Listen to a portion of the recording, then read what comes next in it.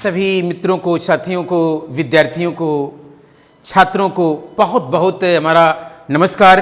और पुनः एक बार मैं अपने इस YouTube channel smart study with LB sir के साथ बहुत बहुत मैं स्वागत कर रहा हूं, सम्मान कर रहा हूं और उम्मीद यही करता हूं कि हमारा विद्यार्थी, हमारा छात्र जहां पर भी है, जैसे भी है, वह अपने उद्देश्यों के साथ लगातार लगा हुआ है। आज विद्यार्थियों, आपके सुझाव पे, आपके आमंत्रण को स्वीकार करते हुए बहुत सारे कमेंट आप लोगों ने डाला था।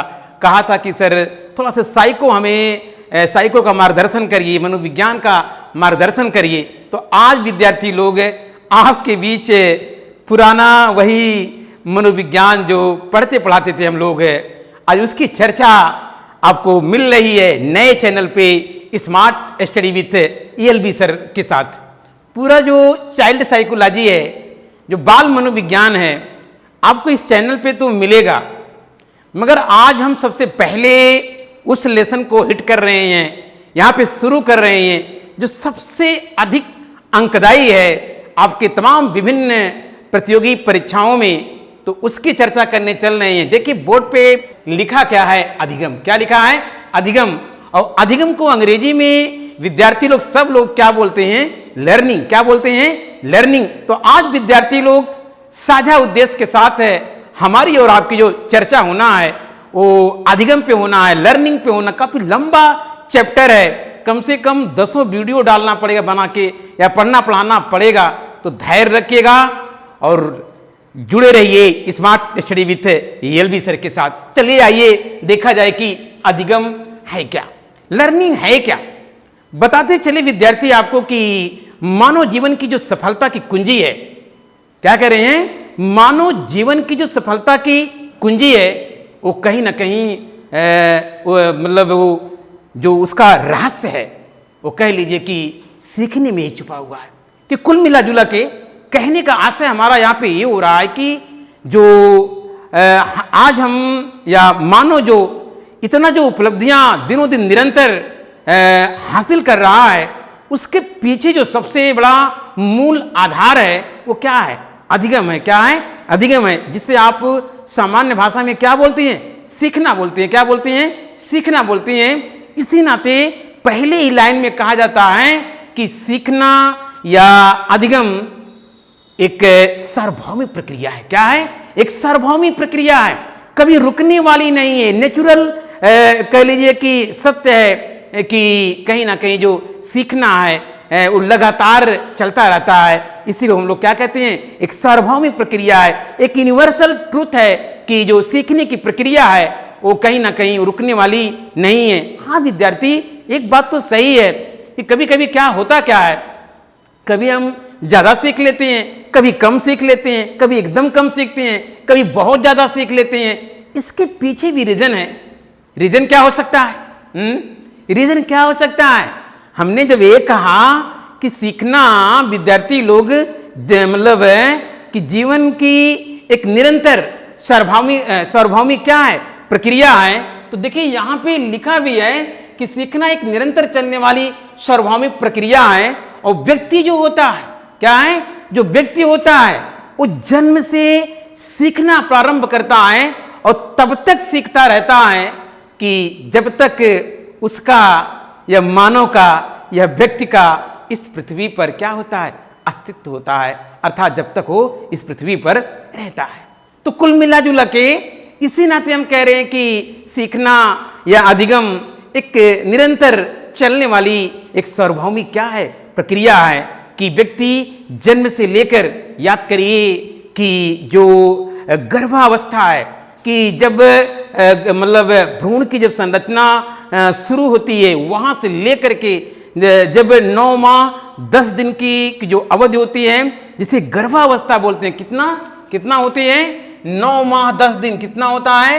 ये बहुत इंपॉर्टेंट है। अलग अलग किताबों में अलग अलग दिया है, मगर विद्यार्थी लोग अगर आता है कि गर्भावस्था की अवधि कितनी होती है तो मत मिस करिएगा। यही उत्तर आयोग मानता है और लिखिएगा 9 माह 10 दिन। तो कह क्या रहे हैं कि जब एक मतलब जब 9 माह 10 दिन के बाद उस माँ के गर्भ के आंतरिक वातावरण से बच्चा निकलकर जब इस वाह जगत में प्रवेश करता है तो आप कह लीजिए कि वहीं से सीखना शुरू करता है और तब तक सीखता रहता है विद्यार्थी जब तक व्यक्ति इस पृथ्वी पर रहता है। इसी नाते देखिए लिखा है कि सीखना एक निरंतर चलने वाली स्वाभाविक प्रक्रिया है और व्यक्ति जन्म से सीखना प्रारंभ कर देता है तथा मृत्यु पर्यंत तक कुछ न कुछ सीखता रहता है। मतलब अभी वही चीज मैंने कहा कि जब तक वो मरता नहीं, मैंने मरने का नाम नहीं लिया क्योंकि नकारात्मक शब्द है, इस नाते हमने यही कहा कि जब तक व्यक्ति इस पृथ्वी पर रहता है कहीं ना कहीं कुछ न कुछ वो सीखता रहता है। तो आप कह सकते हैं अगर कथन कारक में आता है कि सीखना एक निरंतर चलने वाली स्वाभाविक प्रक्रिया है तो एकदम सही है और उसके बाद व्यक्ति जन्म से सीखना प्रारंभ कर देता है और तब तक सीखता रहता है जब तक मतलब क्या नाम है कि इस पृथ्वी पर वो रहता है।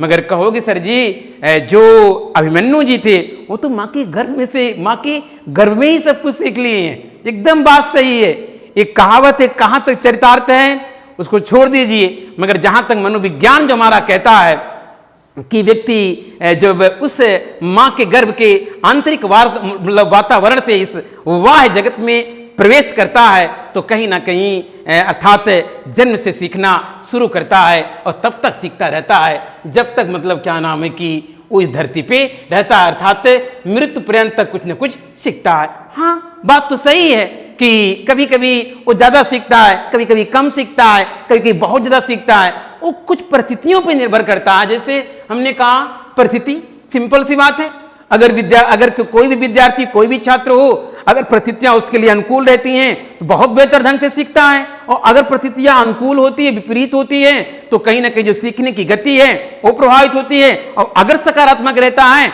तो पूरे मनोयोग से वो सीखता है और सीखने की गति क्या होती है, बेहतर होती है। अगली बात देखिए क्या हो गया, एक परिस्थिति हो गया, पुनः आप देखिए इच्छा, क्या कह रहे हैं, इच्छा। बहुत बड़ी बात कही जा रही है कि कितनों भी अच्छा पढ़ाया जाए, अगर एक टीचर पढ़ाता है और अगर पढ़ने या सीखने का मन नहीं है तो कोई सिखा सकता है नहीं। तो कुल मिला जुला के बहुत कुछ तय करता है। जो सीखना है, सीखने का मतलब अभी आगे आ रहा है कि क्या असली मीनिंग होती है। सामान्यतः लोग सीखने का मतलब अधिगम का मतलब सीखने सिखाने से लगाते हैं, बात तो सही है, मगर आगे भी चर्चा होगी कि वास्तव में जो हमारे मनोवैज्ञानिक हैं उनका क्या विचारधारा है सीखने के संदर्भ में, इसकी भी चर्चा होनी है। मगर थोड़ा सा धैर्य रखें, युवा विद्यार्थी हैं, पता है कहते हैं कि जिस ओर जवानी चलती है उस ओर जमाना चलता है। तो आप तो विद्यार्थी युवा हैं तो निश्चित रूप से कहीं ना कहीं सोचेंगे कि अपने अनुसार सब कुछ हो जाए। चलिए एक बार देखते हैं, परिस्थिति हमने देखा, इच्छा क्या करेंगे, इच्छा। बहुत कोई भी, जैसे आज आप हैं, आप एग्जाम को क्वालिफाई करना चाहते हैं तो निश्चित रूप से आपकी जो इच्छा शक्ति है वो बहुत को तय करती है।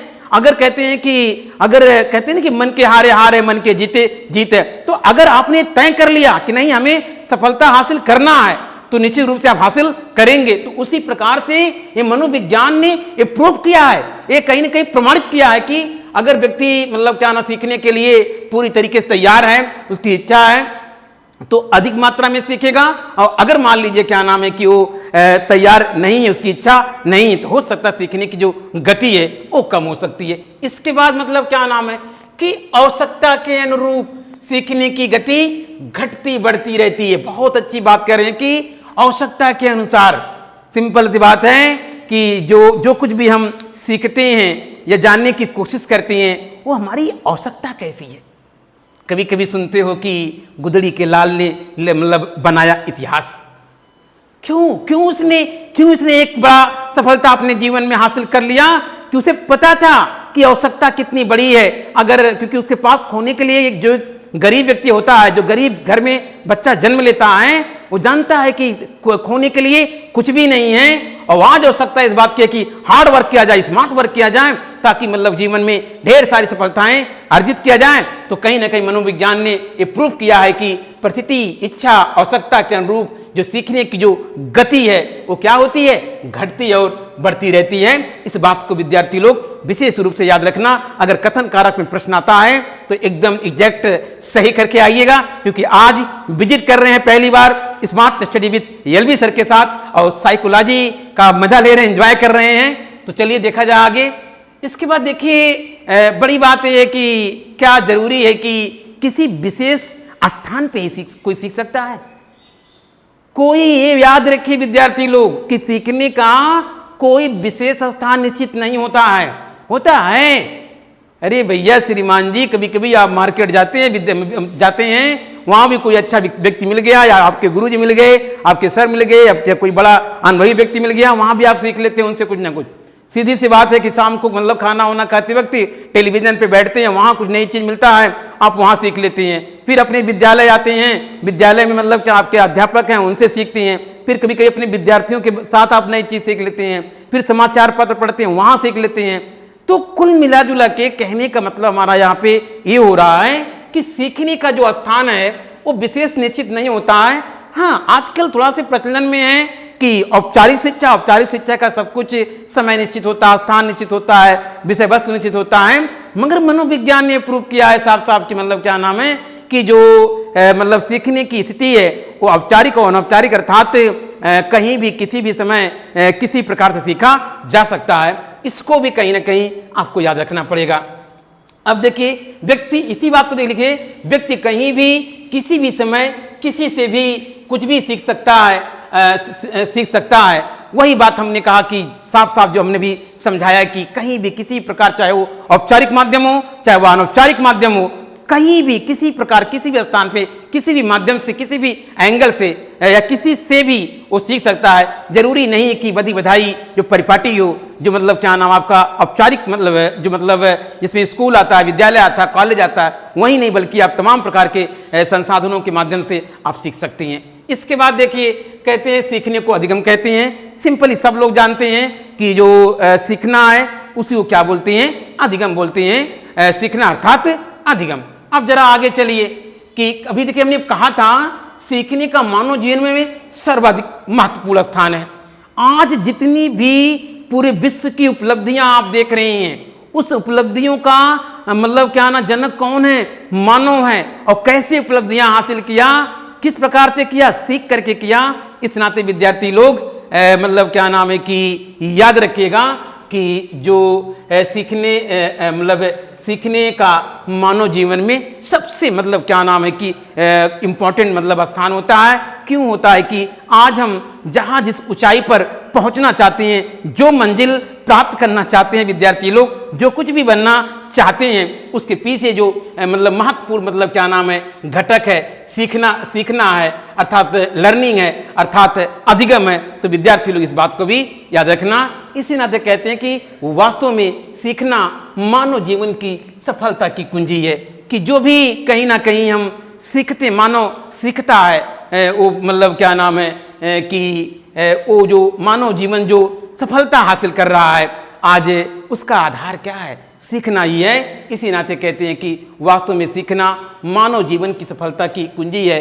सीखने के फलस्वरूप व्यक्ति अपनी व्यवहार को परिष्कृत करता है। क्या करता है? परिष्कृत करता है कि जब व्यक्ति सीखेगा तभी जाके मतलब क्या नाम है व्यक्ति अपने व्यवहार में परिवर्तन करता है। और विद्यार्थी लोग एक प्रश्न आता है कि सीखने का वास्तविक अर्थ क्या होता है? तो व्यक्ति के व्यवहार में जो सतत एवं अस्थायी परिवर्तन होता है। क्या कह रहे हैं कि व्यक्ति के व्यवहार में, जरा ध्यान दीजिएगा, यहां हम लिख दे रहे हैं कि व्यक्ति के व्यवहार में क्या कह रहे हैं? व्यक्ति के व्यवहार में क्या कर रहे हैं? व्यवहार में सतत क्या कर रहे हैं? सतत एवं अस्थायी परिवर्तन। क्या कर रहे हैं? सतत एवं अस्थायी परिवर्तन क्या कहलाता है? अधिगम कहलाता है, सीखना कहलाता है। तो विद्यार्थी लोग कदापि ना भूलिएगा, अगर मान लीजिए प्रश्न आता है कि सीखने का अर्थ क्या है, तो जो व्यक्ति के व्यवहार में, कभी कभी व्यवहार में परिवर्तन देखते नहीं लोग, नशीली शराब पी लेते हैं, नशीली दवाएं पी लेते हैं और उल्टा सीधा बोलते हैं। तो क्या या मान लीजिए बहुत दिन से कोई व्यक्ति मतलब बीमार चल रहा है या किसी टेंशन में चल रहा, कोई आपदा उसके साथ कोई घटना घट गई है, तब भी उसका व्यवहार बदल जाता है। तो विद्यार्थी लोग ये इस प्रकार से ऐसा व्यवहार में परिवर्तन होता है, तो उसे हम कदाप मतलब क्या सीखना नहीं कहते हैं। और जैसे मान लीजिए आज कुछ चीज़ समझाया गया, आपने तो अच्छा मतलब बन गए, नहीं सर हमने अपना व्यवहार परिवर्तन कर लिया, अरे भैया इसे हम अधिगम नहीं कहेंगे। अधिगम किसे कहेंगे? जब किसी व्यक्ति के व्यवहार में सतत एवं अस्थायी व्यवहार में परिवर्तन होता है, तब उसे हम लोग नाम क्या देते हैं? अधिगम देते हैं। इसी नाते कह रहे हैं कि व्यक्ति के व्यवहार में सतत एवं अस्थायी परिवर्तन क्या कहलाता है? क्या कहलाता है? अधिगम कहलाता है। विद्यार्थी लोग स्किप मत करिएगा, बहुत इंपॉर्टेंट सेगमेंट पे हमारी और आपकी चर्चा हो रही है। आगे देखिए, अब यहाँ तक सारी बात जानने के बाद हम लोग अधिगम का जो मुख्य अर्थ एवं परिभाषा है, जहाँ से बार बार प्रश्न आता है, उस पर चर्चा करने चल रहे हैं। और देखिए, इसी नाते लिख दिया है कि अधिगम से अभिप्राय अनुभव तथा प्रयासों के द्वारा व्यवहार में लाने की प्रक्रिया से होता है। हमेशा याद करिएगा कि जो तमाम प्रकार के हमारे अनुभव है और क्या कर रहे हैं? प्रशिक्षण है। क्योंकि अधिकांश जो व्यवहार होते हैं ना, हम जो करते हैं, जो रोज डेली करते हैं, वो लगभग सीखे हुए होते हैं। इसी नाते देखिए, हमने रेड पेन से एकदम बाकायदे साफ साफ लिख दिया है कि अधिगम से अभिप्राय अनुभव तथा प्रयासों के द्वारा क्या कर रहे हैं? अनुभव तथा प्रयासों के द्वारा व्यवहार में बल्कि आप लिख दीजिए व्यवहार में परिवर्तन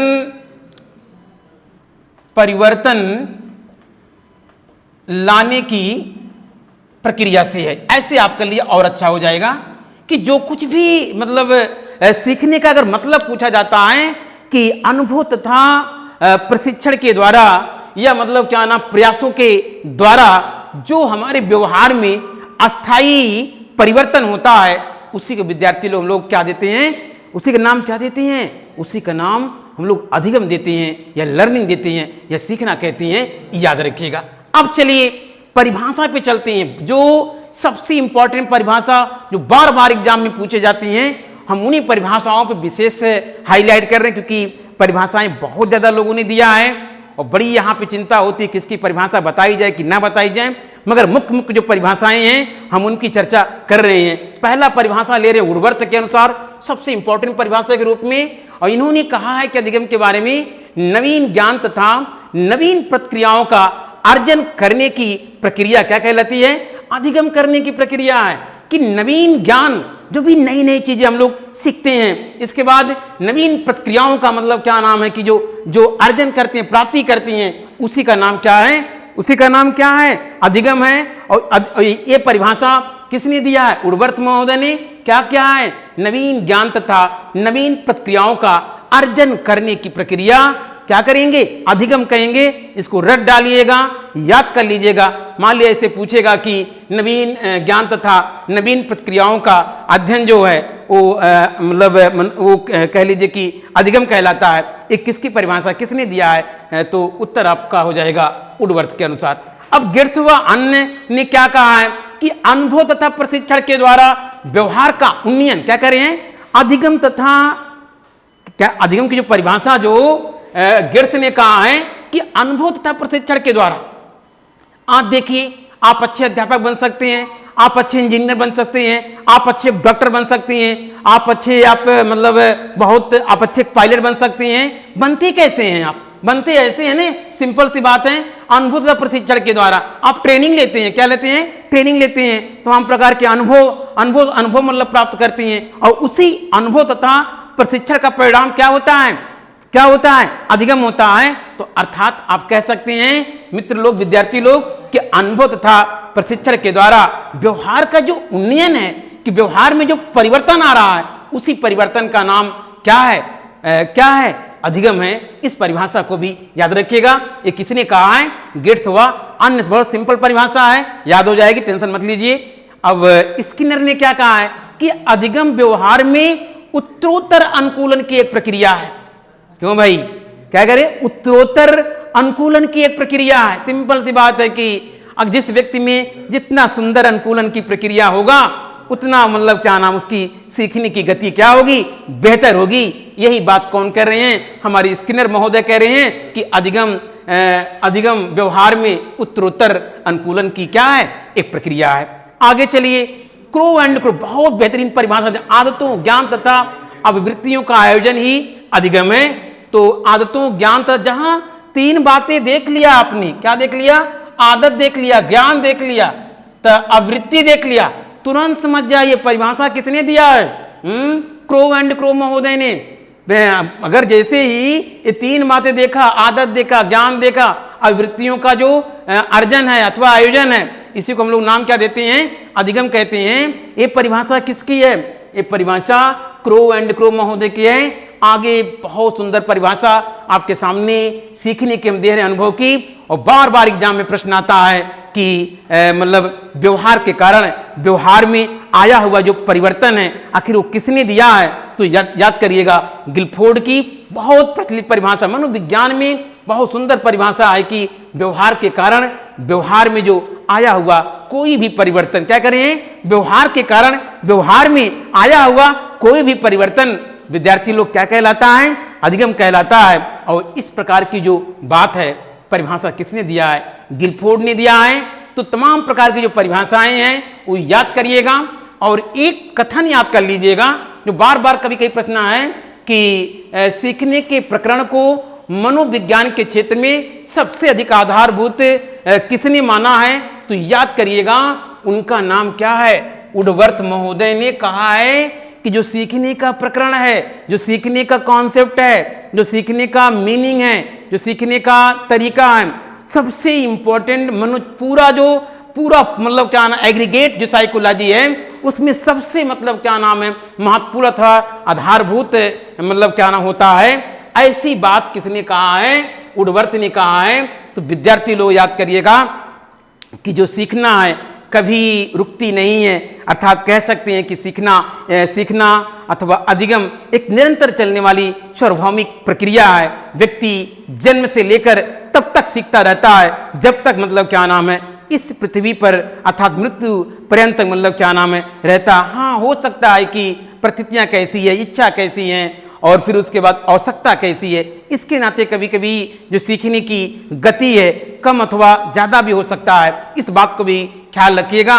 और सिंपल सी बात है कि जो अधिगम है वो पूरी तरीके से मानव जीवन की जो सफलता है, जो आए दिन नया मानव इतिहास बना रहा है, जो रच रहा है, वो कहीं ना कहीं उसका जो मतलब रहस्य है, वो रहस्य क्या है? अधिगम है। अर्थात आप कह सकते हैं कि मानव जीवन की सफलता का जो आधारभूत तत्व है वो क्या है? अधिगम है। अर्थात क्या है? सीखना है। इस बात को भी याद रखिएगा।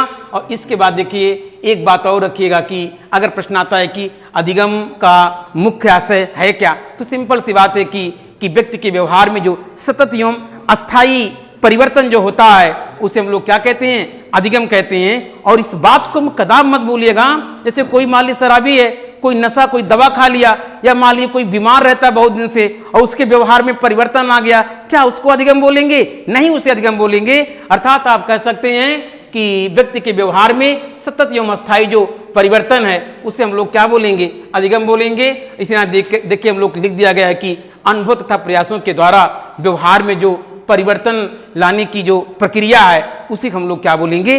अधिगम बोलेंगे। और तीनों चारों जो परिभाषा है वुडवर्थ, गेर्थ व स्किनर, क्रो एंड क्रो की और गिलफोर्ड की, ये परिभाषा विशेष रूप से याद रखिएगा।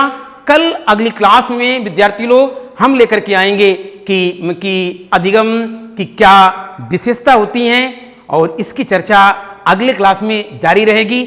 आज शुरुआत हो गई विद्यार्थी लोग, आपके सुझाव के, आपके आमंत्रण को हमने स्वीकार किया, और आज हमने मनोविज्ञान का पहला मतलब क्या नाम है कि क्लास आपके सामने रखा है। और विद्यार्थी लोग उम्मीद कभी मत छोड़िए, कभी मत थकिए, कभी मत हारिए, निराश मत होइए। मानो जीवन एक अद्भुत ऐसा मतलब क्या ना जीवन है जो कि मतलब कहीं ना कहीं दिनों दिन सफलता अर्जित कर रहा है। और अर्जित कैसे कर रहा है?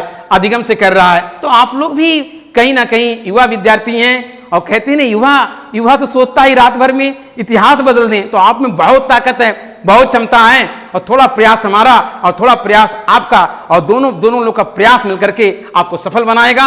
और सफलता ही smart study with L B sir का मूल मंत्र है। तो आज विद्यार्थी लोग यहीं तक। Thank you class. जय हिंद, जय भारत।